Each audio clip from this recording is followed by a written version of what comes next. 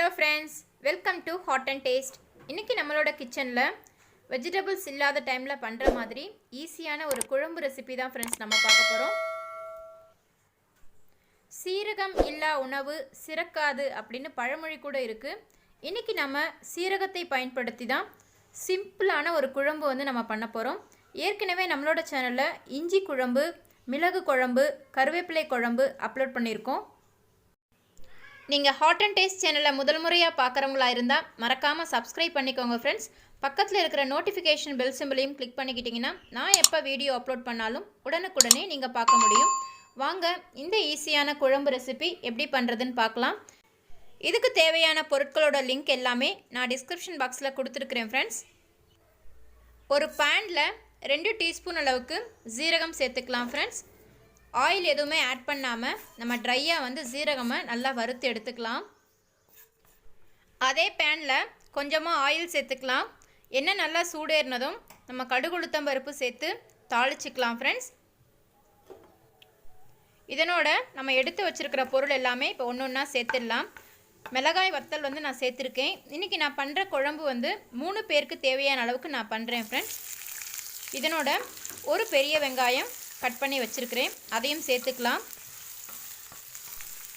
இதனோட ஒரு பச்சை மிளகாய் வந்து நான் சேர்த்துருக்கிறேன் ஃப்ரெண்ட்ஸ். நீங்கள் காரத்துக்கு தகுந்த மாதிரி ஒரு காஞ்ச மிளகாயும் ஒரு பச்சை மிளகாயும் கூட நீங்கள் ஆட் பண்ணிக்கலாம்.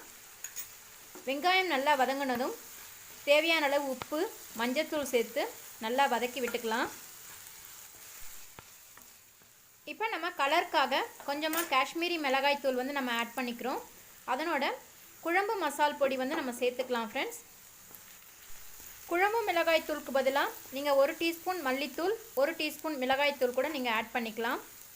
இதையும் சேர்த்து நம்ம நல்லா வதக்கி விட்டுக்கலாம். இதுக்கப்புறமா நம்ம வந்து தக்காளி சேர்த்தோம்னா குழம்பு வந்து நல்லா கலர்ஃபுல்லாக இருக்கும்.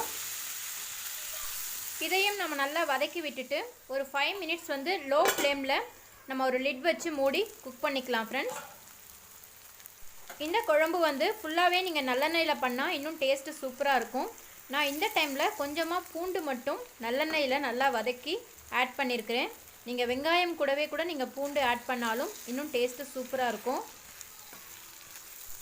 இப்போ நம்ம குழம்புக்கு தேவையான ஜீரக பொடி வந்து நம்ம அரைச்சி எடுத்துக்கலாம். நம்ம வறுத்து வச்சுருக்கிற ஜீரகத்தை சேர்த்து அதனோட ஒரு டீஸ்பூன் அளவுக்கு பொரிகடலை வந்து நம்ம சேர்த்து நல்லா வந்து நம்ம அரைச்சி எடுத்துக்கலாம் ஃப்ரெண்ட்ஸ்.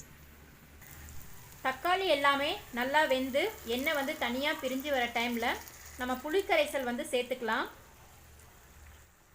இப்போ தேவையான அளவு தண்ணி சேர்த்து நம்ம நல்லா கொதிக்க வச்சுக்கலாம். எனக்கு இந்த குழம்பு கொஞ்சம் கெட்டியாக இருந்தால் ரொம்ப பிடிக்கும், அதனால் நான் தண்ணி வந்து கம்மியாக சேர்த்துருக்குறேன் ஃப்ரெண்ட்ஸ். இப்போ நம்ம வறுத்து வச்சுருக்கிற சீரக பொடியை நம்ம வந்து இதில் ஆட் பண்ண போகிறோம். இந்த பொடி சேர்த்ததுக்கப்புறமா குழம்பு வந்து ரொம்ப நேரம் கொதிக்க விடக்கூடாது. ஜஸ்ட்டு நம்ம சேர்த்துட்டு நல்லா கிளறி விட்டுட்டு ஆஃப் பண்ணிடலாம். அவ்வளவுதான் ஃப்ரெண்ட்ஸ், சூப்பரான சீரக குழம்பு ரெடி ஆயிடுச்சு. நீங்களும் இந்த ஈஸியான சீரக குழம்பை ட்ரை பண்ணி பார்த்துட்டு உங்களோட கமெண்ட்ஸை வந்து போஸ்ட் பண்ணுங்கள். வேறு ஒரு சிம்பிள் ரெசிபியோட நெக்ஸ்ட் வீடியோவில் மீட் பண்ணுறேன் ஃப்ரெண்ட்ஸ். தேங்க்யூ.